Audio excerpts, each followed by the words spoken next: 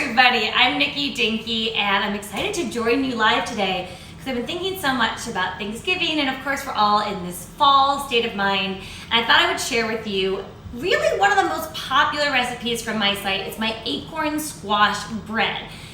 You might be at this moment thinking, I've never heard of Acorn Squash bread. Well, you probably haven't, but you have heard of pumpkin bread, and you have heard of zucchini bread, and other breads that really use a vegetable for really its moisture content mainly to make a really fun bread. This is a quick bread, there's no yeast, there's no rising. That also means that it's really kind of foolproof. You can't mess it up too easily, and you definitely won't mess it up because I'm going to show you all my tricks and tips. Also during this broadcast, I would love to interact with you guys. It's really fun to actually be live. So, put comments in there and tell me just how your day is going. And of course, if you have any questions, you can ask me too.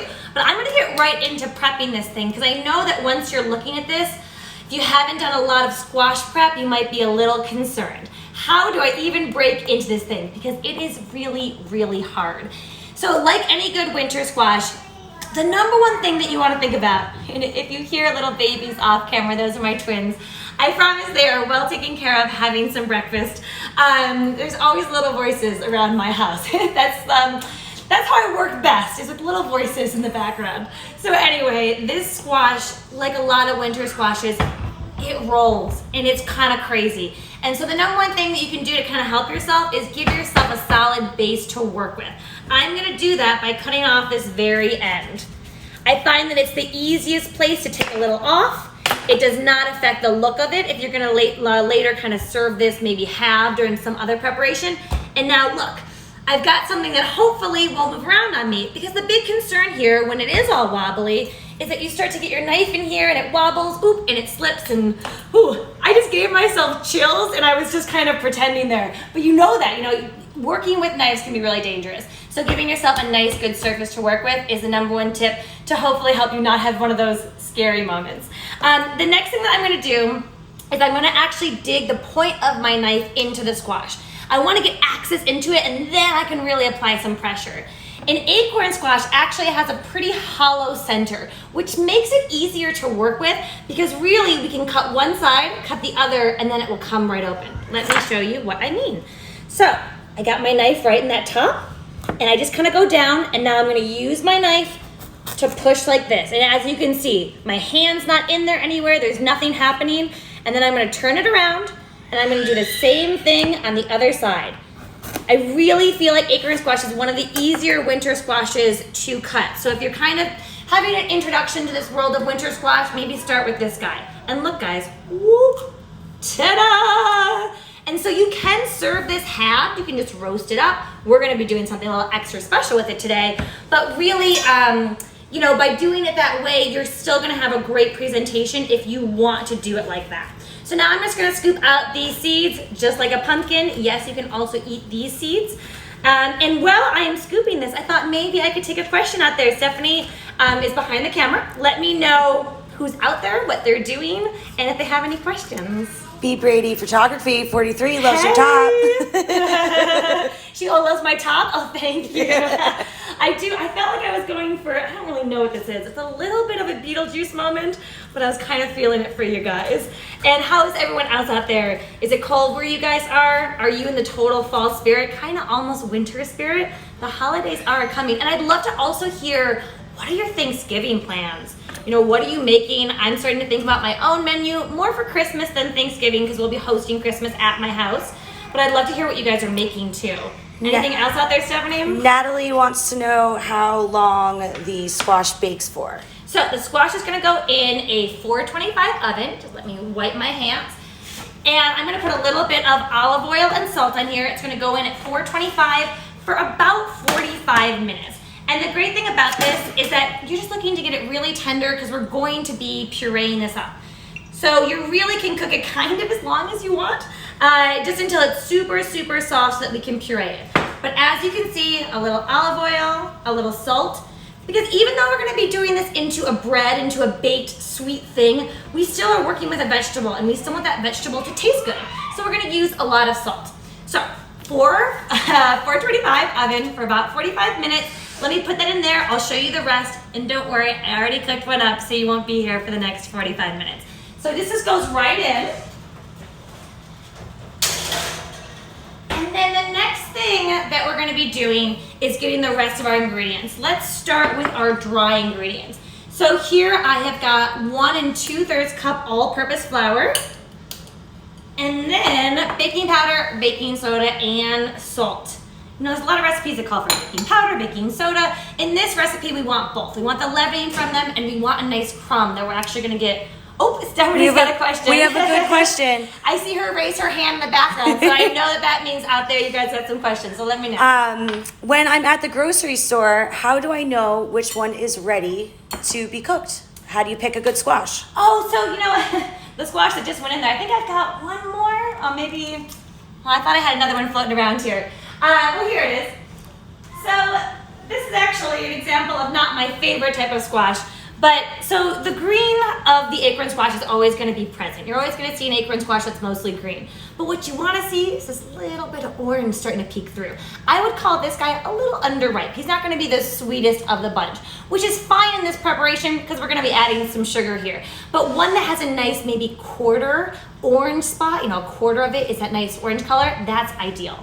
So anything with that little bit of orange is definitely ideal. And think about what your preparation you're using it in. If you're gonna eat it just raw, you want it on the sweeter side. But if you're gonna be putting it into a bread with some sugar, it's not as important. Now in this bowl with the flour, baking powder, baking soda, and salt, I'm also gonna put in cinnamon, nutmeg, and cloves. You could also use a pumpkin pie spice blend. I know a lot of us tend to have that on hand this time of year for maybe that one pumpkin pie that you make a year. You know, pumpkin pie spice has all those warm fall spices like cinnamon and nutmeg, often clove, maybe allspice, and all those will work in here just great. We're going for a similar kind of warm fall spiced sweet bread. It's gonna be so good. So here's our dry ingredients. And I'm gonna go get my cooked squash. Well, it shouldn't be quotations. It is actually cooked. It just didn't cook as fast as I'm making this seem. This did wanna cook for about 45 minutes. It's been about 2 minutes, but I cooked one up yesterday to show you guys what it looks like. So here we go. This is our squash that I cooked up before that was been in there for 45 minutes. The number one thing that you wanna know if it's done, you just stick a fork in it. You can see I already tried over there. The fork should go in super easy. Just like when you're making mashed potatoes, you just want the fork to go in and come right out. I'm literally barely pulling it out. And like I said, this is gonna be something that's gonna get pureed up. So we really don't need, we don't need it to be perfect, we just need it to be soft. So you're welcome to go a little extra and just make sure that it's super soft. If you take it out, you're not 100% sure if it's done, cook it a little extra. Now this guy has been sitting on the countertop for a little bit. So he's gonna give me a little bit more trouble as far as scooping this out, but I'm not super concerned. You know, we're looking to buy about a 1 pound squash, so one of these kind of smaller guys. And at the end of this, I'm hoping for a cup of squash puree. So, you know, most of your squashes are gonna yield a little extra. So even if I don't get every last bit from the squash, I have a feeling that in my food processor, I'm gonna end up with a cup. All right, Stephanie, any other comments or questions out there? I usually have a phone set up so I can really look at it, but I wasn't able to put it up today. But I think it's really cool to interact with you guys. I mean, we do all the time on the Instagram, on the gram, but I think there's something really fun about it live. Katie wants to know if you could use a different squash for this and which one you would recommend. Yeah, so you can definitely use another squash. I'm just gonna start giving this a little pulse before I add in some of my wet ingredients. You know, when you think about pumpkin bread, you know, pumpkin is, you know, a type of winter squash, and any of those can be substituted. So you're making a quick bread and you need a cup of wet vegetable puree because it's gonna add a lot of moisture to our bread. So, you know, you could use butternut squash puree. You could use spaghetti squash puree, absolutely could. I actually think spaghetti squash would be really nice in here because it always has even a little bit extra sweetness to me. So really any good squash in here, you know what you could also do? You could do all the same stuff with a carrot puree. You could do it with, I was gonna say eggplant puree, but that's actually kind of gross. I have a lot of baby food on hand, so I'm always thinking about what kind of purees I can use because I happen to have a lot in my freezer. But stick with something sweet like carrot or squash, but you can really sub in almost anything for this. So I'm gonna get this guy still more pureed, but I'm gonna add in some of my liquids here to just kind of help it move around in that food processor. I have got 1/3 of a cup of some really nice apple cider vinegar. I don't know if you guys are like me, but I'm obsessed with apple cider vinegar this time of year. Oh, people are liking the apple cider vinegar, and Stephanie's got a question. If I don't have that fancy machine, which is a food processor, what is my next best bet? Okay, so you don't need a food processor, but I think because we're doing this squash step where we really want to puree it nicely, it is a nice step. However, you can do everything by hand. It just takes a lot more work. So the number one thing that I would do, the number one thing that's most important, is to really break down that squash without the use of a food processor. If you have a blender, you could totally do it in the blender, but let's say you don't have any of that stuff. You just run your knife through it. Just keep running that knife through it. You can get it as mashed up and as pureed as possible. And definitely make sure that you cook it till it's really nice and tender so it makes that step easier for you. But you know what? Once you get that squash into a pureed state, you're just mixing all this stuff together like any easy quick bread, so you don't necessarily need that. I know I didn't have a food processor for a long time when I first started cooking, so I understand that we don't all have these tools, and I do like to always break it down because you can really cook with not very many things. So in there, I put 1/3 of a cup of the apple cider vinegar. Apple cider vinegar, there's so much of that out there these days, and it's always on my mind. The apple cider, I do love apple cider, so I got some good stuff from the farmer's market. I've also got 1/2 cup of oil. Oil is also gonna help it make a really moist bread. That's what you're kind of used to when you get a really good zucchini bread. I have got some sugar. This is 1/3 of a cup of white sugar. And then I've also got some brown sugar. I like brown sugar. You know, it has some of that molasses in it. It's gonna give it that rich, deep caramelized flavor. I just don't like to use all brown sugar because sometimes I feel like it's a bit too much. So I like to kind of leaven it with a little bit of both. Next question. We have a good question from SCH1022.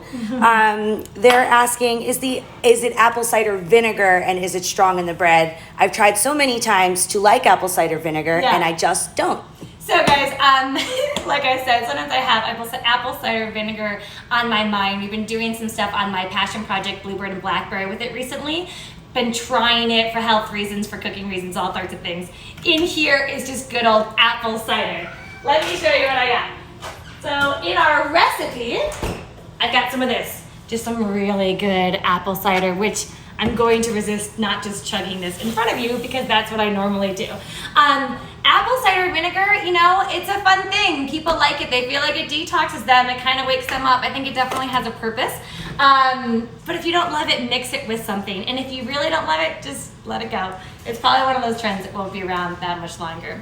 So I have added in my oil, my sugars, my apple cider, not apple cider vinegar, and now I've got 2 eggs. I also snuck a little bit of vanilla in there. And now I am just gonna whiz this up. And that's it. You know, this is kind of one of those recipes. It's about gathering the ingredients, taking time to cook that squash. But there's not much to mess up. I promise it's really that simple. If you can hear me, now also that squash, because there's some liquid in here, it's really easy to puree that squash. I think that my recipe technically has you puree up the squash and then mix it with all those things. But last night I was making this bread and I thought, why not just throw it all in there and it's a little bit easier. You know, I like to recipe test over and over and over again because I feel like I'm always finding little things just to make it that much easier. I do have this recipe on my site. It's under Acorn Squash Bread on NikkiDinkyCooking.com. I will definitely include that link at least in my story or my feed post. I'm not sure how to do it here, but you can also search for it.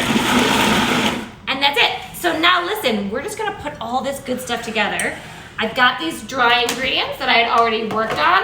If you're just tuning in, this was my flour, a little baking powder, a little baby, flour, baking powder, baking soda, and then some of my spices. I've got warm, beautiful spices in here. Cinnamon, nutmeg, cloves. I mean, if that doesn't start to make you feel like Thanksgiving and the holidays, I don't know what does. So now we're just combining the wet and the dry. And I'm gonna slowly give this a little stir. Well, I do. Is there any other questions out there? What's going on with you guys? Someone asked, do you ever work with coconut sugar? Coconut sugar. I don't tend to work with a lot of coconut sugar, but a lot of people love it and you definitely could. You know, just whenever you're baking, just make sure to, you know, look on the label and make sure that it's a nice 1-to-1 ratio. I believe it is for coconut sugar, but you just want to make sure that everything is working. I don't tend to use a lot of coconut sugar. I don't know, sometimes I use all those traditional things, and then sometimes I get onto something new, and I kind of go back and forth. But at this moment, not a lot of coconut sugar for me. Though I have been using a lot of, like I did for the oil in here, instead of vegetable oils, I've been doing a lot more avocado oil or grapeseed oil. That's kind of one of these little trade-offs that I've been making recently that I find is just a little bit better for you, and such an easy swap, and nothing to do except for trade one for the other. There's no sort of conversion there. So that's a nice little trick if you're looking just to kind of keep this as healthy as possible, though of course we're making a really sweet, delicious bread here. That's definitely got a little sugar too. All right, so see guys, look at how this is coming together. That's it. If there's a couple lumps in there, kind of like a pancake batter, don't stress it. We're good. Now I'm gonna get this in my loaf pan, and I can already smell it. Like, I know it's got raw egg. It's delicious. It's just delicious. That cinnamon alone, but it's not just the cinnamon, it's that little addition of the clove and the nutmeg. It just rounds it out and gives it something more, It's like cinnamon's older cousin that's like cool, and you invited them to the party, and now you've got a bread that's like, woo! So you've all got clove or nutmeg somewhere in your cabinet. Pull it out for this one. Now, I like to make sure that my bread comes out all right. So I've got a little bit of parchment paper, not necessary, but nice. I'm gonna put a little in there. You don't have to line the whole thing, let's not get crazy. I just like a little guarantee of something that I can pull out that I know is not going to stick, or it's gonna help my bread not stick. I'm also gonna use a little cooking spray. And then I know that this beautiful bread is gonna come out in one wonderful piece. All right. This is when you start getting excited because you are just in the home stretch here. You got a little baking time to go, but then, oh man, it is on. And what I love to do with this bread is, when we're talking about Thanksgiving and the holidays, I love little breads like this. I find that you can use them at a lot of meals. So, I might put a bread like this out, obviously maybe first thing in the morning, you've got some company over. I also feel like it really has a place on your Thanksgiving table. Sometimes you're at that table for a long time, you've had some savory or whatever, and before the real pies, maybe you just want like a little piece of this Acorn Squash bread. And I like it because it's a little savory, it's a little sweet, and so I think it really is very versatile this holiday season. Are you ready? Now, just to be kind to you, because I love you guys, and as much as I like to spend time with you, I don't want to spend the next 60 minutes with you.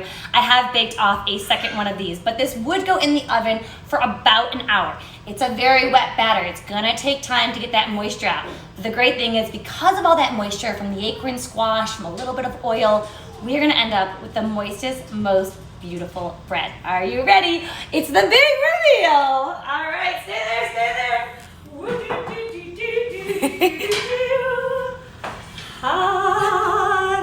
Hello, beautiful sir. Would you like to dine with me tonight? I think you would. All right. Okay. If that doesn't look good enough, I just can't help myself. We're gonna gild the lily a little bit here with a drizzle on top. So, powdered sugar in a bowl.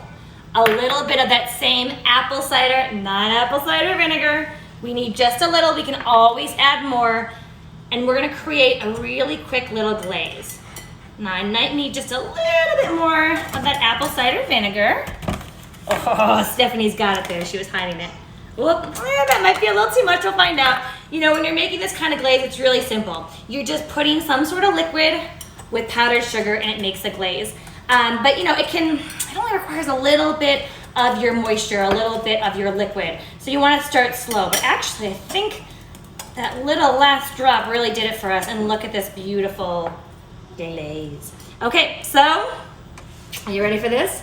Doo-doo. We are going to glaze this guy. I mean, it's just too much for me. It's so ridiculously over the top beautiful. This thing smells like fall in a pumpkin bready thing. I don't know what that means. I can't talk right because I'm getting so excited. And because I like a little bit of a topping and I like a little bit of a crunch, I like to top it with a little bit of granola. I always have some on hand for my cereal. but I think it just makes it look pretty. You could also do a little bit of chopped cranberry. And you know, don't forget your garnishes this holiday season. You worked so hard to make something like this. Well, not so hard, but you worked hard. You want to make sure to really give it to people so that when they first look at it, they say, wow, that looks amazing. You know, just make sure to, whether it's your Thanksgiving Day sides or your turkey, finish with some herbs or some cracked black pepper, and just make sure that your food looks as good as I know it's going to taste. Are you ready? Oh my goodness, I'm ready. Yes, yes, yes, yes, yes, yes. Oh, hello friend. Okay, I want you to look. You can almost see just on Instagram or even on Instagram this moisture there, right? You can see it, you know it's gonna be good. It says, hi, I'm gonna be delicious. And because we use things like the apple cider, because we use things like that brown sugar, we've taken opportunities, the cinnamon, the nutmeg, we've taken all these opportunities just to really build those flavors and make sure that it is not just bread, it is Acorn Squash, yummy bread. Oh my God, it's so good. It's so good. It's so good. And I love some of the sides. They got just a little extra caramelized. Oh, do we have any more questions or comments out there? Because I gotta eat. Hey Nikki, what's this recipe called and where can I find it? So you can go to my site, nikkidinkycooking.com, and it's under Acorn Squash bread. I'll also include the link on my story. So there'll be a picture of this bread with the link that you can just swipe up to. Guys, I've got some eating to do. Thank you for joining me. I hope you enjoyed this. I'd love to know, write a quick comment if you feel like this was a really fun little live and if I should do it again. I haven't done a ton of them, but I think it's an awesome way just to kind of get out there and connect with you. And suddenly I've got an Acorn Squash and it's what, like 11 a.m. or Acorn Squash bread. So I'm just, you know, I'm living the high life. All right, I'm gonna see you guys later. Have a great Tuesday and I'll see you next time. It's really good. Oh wait, don't do anything. I think you can save it. Okay. I hit end. I think there's, who was showing me the way. Are you sure? Yeah, oh, end now.